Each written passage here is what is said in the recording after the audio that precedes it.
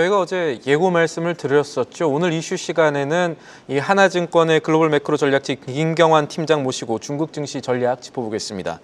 안녕하십니까? 안녕하십니까? 예. 저희가 지금 중국 보는 이유는 이 부분도 있을 거예요. 미국과 중국의 무역 분쟁 관련해서 이 한 축이 되는 중국. 이거 좀 불안한데 앞으로 미중 관세 협상 어떻게 흘러갈지 모르면 중국 상황 알아야 될 것 같거든요. 어떻습니까? 일단은 최근에 이제 런던에서 지난주에 합의가 좀 있었죠. 그래서 미중 간의 이제 관세 이슈에서 양쪽의 이제 기술이라든지 어떤 서로 제재에 대해서 조금 더 디테일한 의견들이 좀 틀을 좀 잡아가는 것 같고요. 관세 유예 기간이 이제 8월 10일까지인데 대략 그 전에 이제 양측은 이제 중국 쪽에서는 이제 공급망 쪽의 우위, 즉 히토류라든지 이런 쪽의 수출 제한을 통해서 좀 전략적인 우위를 좀 가져가려고 하고 있고, 또 중국 입장에서도 반도체라든지 기술 제재 관련해서 최대한 풀어가려고 하는 방향을 좀 잡고는 있는 것 같습니다. 일단 중국 입장에서 보면 이번에 히토류 관련 무기가 어느 정도 통했다는 시각을 좀 보였을 것 같고, 저희가 볼 때 일단 8월 10일까지는 시간이 조금 부족한 게 아닌가 싶습니다. 그래서 일단 중국 입장에서는 다음 단계는 양쪽이 어느 정도 이 기술 제재나 이런 쪽에 틀을 좀 잡아놨기 때문에 7월 달에 중국이 좀 주목하는 지역이 대표적으로 베트남과 EU가 백악관과 어떻게 협상하는지를 먼저 보는 게 우선순위가 아닌가 싶습니다. 베트남은 중국 입장에서는 우회 수출의 경로로 활용하고 있는, 그렇죠. 즉 해외 진출의 전략으로서의 유충지인데, 백악관의 요구사항도 결국에는 베트남으로 하여금 관세를 인하하는 조건으로 중국의 제재에 동참해라, 뭐 이런 압박일 거기 때문에 베트남이 어느 정도 수위로 백악관과 타결하느냐에 따라서 8월 달에 미중 간의 합의의 어떤 눈높이가 정해질 거로 생각을 하고요.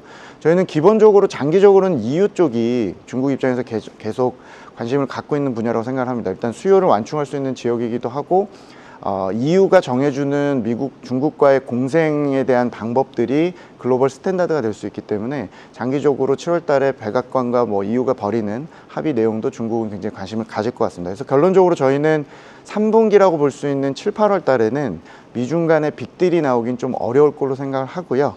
지속적으로 이 유예 기간이 조금씩 연장이 되면서 궁극적으로는 4분기에 몇 가지 내용들이 좀 타결되는 형태, 그래서 관세는 어느 정도 높게 레벨이 유지가 되면서 조금 어설프지만 양측이 좀 합의하는 형태의 약간 휴전이 연장될 거라고 전망을 드리고 있습니다.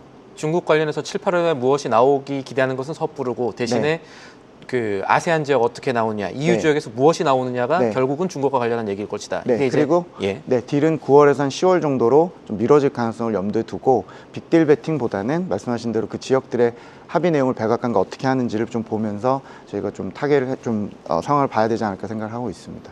미중 관세 전쟁 관련해서 그 부분이 중요하고, 이제 중국 증시, 중국 종목에 대한 얘기도 사실은 최근에 붉은 테크 관심 많으니까요. 직접 다녀오셨다고 제가 들었습니다. 지난주에 이제 심천하고 광저우죠. 션전시하고 광저우시에 이제 피지컬 AI 탐방을 좀 갔다 왔습니다. 저희가 이제 일반 인터넷 기업이나 이런 쪽보다는 조금 늦었습니다만 중국의 휴머노이드 로봇이라든지, 또 최근에 이제 중국에서 뜨고 있는 로봇 택시, 또 자율주행, 또 중국의 이런 드론 택시 같은 쪽의 시승과 시연을 조금 직접적으로 좀 보고 왔고요.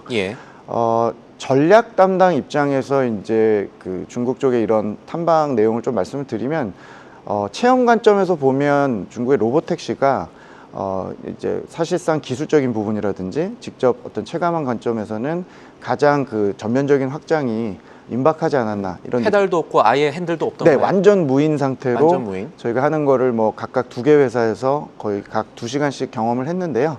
아시겠지만 중국이 시내 전반적인 운전 환경이나 이런 것들이 우리나라보다도 좀 더 굉장히 좀 복잡하고 거친가요? 거친 상황인데 그런 쪽에서 굉장히 그 어떤 공포감 없이 굉장히 편하게 저희가 이제 기술 체험을 했던 것 같고요. 그래서 중국 정부가 지금 각 지방 정부별로 성향 차이는 있겠지만 어쨌건 로봇택시를 지금 수용해주고 있고 특별한 저항이 없을 걸로 저희가 판단을 좀 갖고 있기 때문에 개별 기업의 투자계라기보다는 로봇택시 자체의 생태계는 중국 내에서 이제 완전히 그냥 결정에 따라서 완전히 확장을 좀 앞두고 있지 않나, 이런 느낌을 좀 받았고요. 기타 이제 자율주행 체험이나 이런 것들은 중국이 이제 하드웨어적으로 전기차는 너무 잘 만들고 있기 때문에 저희가 중국의 뭐 샤오펑이라든지 샤오미라든지 이런 기업들의 자율주행을 직접적으로 체험을 하면서 소프트웨어 쪽 전쟁으로 넘어가는 단계에 있어서 이제 자율주행 싸움으로 넘어간 것들을 좀 확인을 했고, 기능적으로는 샤오펑 같은 업체들이 테슬라와 거의 유사한 FSD와 유사한 예. 완전 자율주행 기능 구동을 하는 것들을 좀 확인하면서 일단 경쟁은 좀 심해지고 있지만 그쪽 분야의 어떤 발전 속도는 좀 확인을 했고요. 마지막으로 이제 로봇 같은 경우는 휴머노이드 로봇 관련된 업체를 2군데 정도 갔는데, 저희가 이제 국내에서 좀 화제가 됐던 영상들이나 이런 실제 어떤 그런 것들을 보다 보니까 예. 기대보다는 섬세함이라든지 구동 속도나 아하. 이런 것들은 기대보다는 조금 떨어지는 느낌 그 인상. 베이징에서 로봇 마라톤 대회 최근에 있었을 네, 때도 맞습니다. 약간 네, 그렇게, 약간 좀 어색한 측면이 좀 있었고요. 다만 이제 저희가 좀 부러웠던 거는 막대한 정부 지원에 대한 기대감, 그리고 내년에 시작하는 경제산업 5개년을 앞두고 로봇 분야만큼은 미국과의 경쟁에서 질 수 없다라는 어떤 현재 높은 관심들, 이런 것들이 결과적으로 최근에 중국의 로봇 주식들도 조금 조정을 받고는 있습니다만, 큰 틀에서는 이 방향성이나 이런 것들을 좀 잘 잡고 있고 정부 정책 기대감이 좀 높았다고 보시면 될 것 같습니다. 알겠습니다. 이 소프트웨어 부분에서는 이제 테슬라의 FSD와도 이제 샤오펑, 샤오미 아주 떨어지지 않는다라고 지금 저희가 이해를 하고 네. 하면 될 것 같고요. 그리고 자동차 관련해서는 이 기업 얘기 안 할 수 없습니다. BYD 지금 어떻게 보고 있습니까? 최근에 이제 중국 전기차 주가 부진한 원인은 BYD 발 재무 관련 우려들이라든지 공급사 간의 마찰들, 그리고 최근에 가격이나 이슈들이 좀 있었던 것 같고요. 궁극적으로는 중국이 최근에 이제 박리담의 전략을 취하면서 중국 전기차 업체들의 기존의 일종의 약간 갑질 같은 것들이죠. 공급사에 대해서 매입 채무를 크게 늘려놓고 납기라든지 이런 것들의 이제 어떤 지급 결제나 이런 것들이 좀 늦어지는 문제들을 시정하는 단계에 있다고 생각합니다. 그래서 주가 자체가 부진한 원인 자체는 궁극적으로 하반기에 전기차들의 가격 경쟁이 지속이 되는 가운데 중국 정부의 압박이라든지 이런 것들이 궁극적으로는 매출 쪽에 영향을 줄 거라는 시각들이 좀 있는 것 같고요.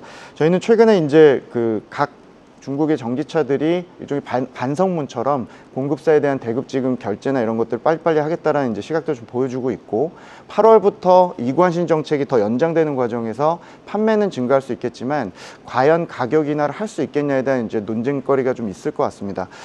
결론적으로 저희는 3분기까지는 중국 전기차 업종은 전체적으로 시장을 조금 언더한다고 하죠. 시장을 좀 하회하는 좀 흐름이 좀 이어질 것 같고, 재무나 문제에 대해서 구조적인 우려는 조금 과하다는 판단을 좀 갖고 있습니다. 알겠습니다. 저희가 사실 모신 이유 중에 하나가 리포트가 좋았기 때문이거든요. 그 당시에 중국 증시 전망, 하반기 전망 리포트 제목 봤더니 방향성과 확실성의 투자라고 네. 했는데 사실 좀 모호해요. 이거 무슨 의미입니까? 일단 중국이 지금 불확실성이 여러 가지 처해 있지만, 사실 중국 정부 성향도 그렇습니다만 저희 중국에 대한 전략을 모호할 때 혹은 불확실성이 클 때는 조금 더 길게 보자라는 시각을 좀 갖고 있는데, 예. 전체적으로 지금 중국이 방향성을 잡고 있는 몇 가지가 있습니다. 예를 들면 주가 부양을 통해서 유동성 함정을 탈출하려고 하는 시도들, 또 중진국 함정의 탈출의 카드로서 제조 부양이라든지 부동산을 안정화시키는 전략을 내년까지도 취하고 있습니다. 그래서 이런 이제 방향성 하에서 몇 가지 좀 확실성으로 말씀드릴 수 있는 부분이, 일단 중국의 제조업 경쟁력은 앞으로 2, 3년 동안 유효하다. 그래서 저희가 중국의 제조업에 베팅하자는 측면보다는 제조업의 경쟁력 자체가 미중 간의 협상이나 중국 경기가 버티는 요인으로는 작용할 것 같다. 그래서 이 가운데 어떤 주식을 이제 선택하느냐에 대한 문제에서 네. 일단 내년까지 중국이 소비가 정상화되는 과정에서 중국의 소비주에 대한 관심을 좀 갖자라는 방향, 그리고 AI와 테크 관련해서 캐펙스 증가율을 민영 기업들이 이제 주도해서 투자하는 쪽의 방향성과 확실성을 좀 갖고 있기 때문에 AI와 테크 관련된 기술주들 대표 기업 중심으로 바라보자. 그리고 중국의 지금 금리가, 예금 금리가 이제 1%가 안 되는 과정에서 주식형 상품에 대한 수요가 구조적으로 늘고 있다. 그래서 중국의 배당형 상품이나 예. 또 중국의 이 대표 1등 기업들에 대한 주식 관련된 투자들이 내부적으로 수급은 상당히 강해질 거로 생각을 하고요. 이 많은 자금들이 고정금리에 대한 상품에 대한 메리트를 잃으면서 홍콩으로, 이제 해외 투자의 대안으로 홍콩으로 이제 자금이 이동하면서 홍콩에 있는 이제 중국 관련 그 자금의 수요가 늘어나면서 홍콩에 상장된 기업들, 그리고 홍콩에 상장하는 이제 IPO를 시도하고 있는 많은 1등 기업들을 좀 주목하자는 시각을 좀 갖고 있습니다. 그러니까 큰 틀에서는 증시에 대한, 중국 증시에 대한 비중 확대 의견으로 저희가 이해를 할 수 있겠고, 네. 저희가 이렇게 뷰가 확실한 분들 뵐 때마다 아쉬운 게 시간이 너무 작다는 거예요. 네네네. 그래서 제가 간결한 질문 드릴게요. 그 지금까지 말씀한 논리 바탕으로 투자자들이 알고 가면 좋을 종목이라든가 주식형 상품의 이름이 있습니까? 저희가 이제 지수형 추정에서는 항생테크를 추정하는 그런 지수형 상품들을 좀 더 우선순위로 말씀을 드리고 있고요. 예. 조금 더 긴 그림에서 내년까지 저희가 방향성에 대해서 좀 동의하신다고 하면 본토의 CSI 300 지수 같은 안정적인 대안으로 말씀을 드리고 있고, 종목으로 볼 때는 이제 중국판 M7이라고 불리는 이제 알리바바, 텐센트, 샤오미, SMIC, 또 CATL 같은 종목들군을 압축해서 투자할 수 있는 상품을 투자하시길 권고를 드리고 있습니다. 알겠습니다. 네. 오늘 말씀 여기까지 듣고 저희가 다음에 한 번 더 모셔야 될 것 같습니다. 네. 지금까지 이 하나증권의 김경환 팀장과 함께했습니다. 오늘 말씀 정말로 감사합니다. 감사합니다. 계속해서 다양한 경제 이슈를 알고 싶다면 구독과 좋아요, 알림 설정 부탁드립니다. AI 캐스터 권미정이었습니다.